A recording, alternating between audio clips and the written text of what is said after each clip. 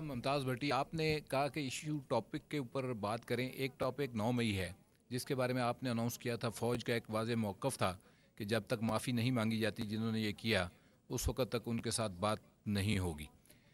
بڑے بڑے اینکر یہ خبریں دے رہے ہیں کہ کوئی غیر سیاسی لوگ جو ہے وہ بات چیت کر رہے ہیں اس جماعت کے سربراہ کے ساتھ جو کہ 9 مئی میں ملوث تھی اور کوئی ڈیل کی باتیں ہو رہی ہیں. اس پہ لیٹسٹ اپڈیٹ کیا ہے؟ کیا فوج نے اپنا کوئی موقف نرم کیا ہے؟ کیونکہ دوسری طرف سے بھی اسٹیٹمنٹس جو ہے نا وہ کوئی ملی جلی آ رہی ہیں، کوئی نرم اسٹیٹمنٹس دوسری طرف سے بھی آ رہی ہیں جو کہ یہ ظاہر کرتی ہیں کہ انہوں نے اپنے موقف میں کوئی نرمی پیدا کی ہے.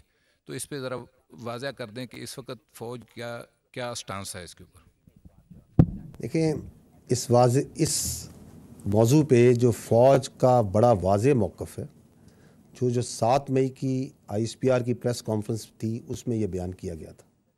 نہ اس میں کوئی تبدیلی آئی ہے اور نہ ہی آئے گی.